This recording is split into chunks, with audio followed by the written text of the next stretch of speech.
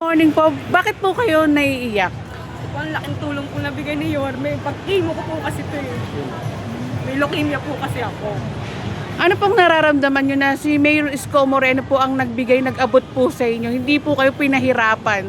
Masaya po kasi po pag lumalapit po ako sa iba-ibang ahensya ng gobyerno. Pag nagpasa po ako sa Senate, minsan 3K, 7K, ilang pong senador muna ang malalapitan ko para makakuha ng malaking halaga. Dito po isahang lapitan lang po eh. Nagulat ka ba, ma'am, sa natanggap mo po? Kasi lumapit ka sa Senate, sa iba pa po, kung magkano lang po ang ibinibigay na tulong.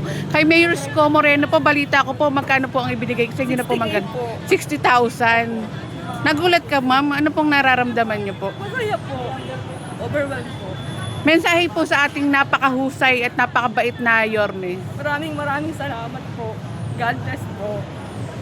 And God bless din po sa inyo, ma'am. Praying gumaling din po kayo. Mensahe po ng pasasalamat po kay Yorme. Maraming salamat, Yorme. Lumakalain, no? Opo, hindi ko po akala ko lang po mga 2K, yun lang po ang makakuha ko. Kasi nga pumunta ka na ng Senate tsaka ng Opo. Opo. Opo, the President po, hinihintay ko pa rin po hanggang ngayon.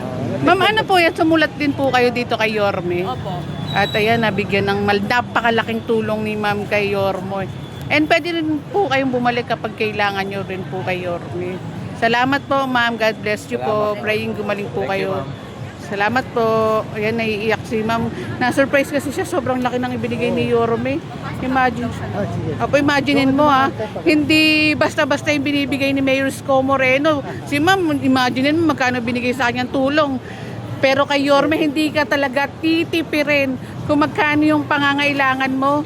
Ganun ang ibibigay sa iyo ni Mayor Isko Moreno. Kaya kay Yorme, maraming salamat. Napakahusay mo talagang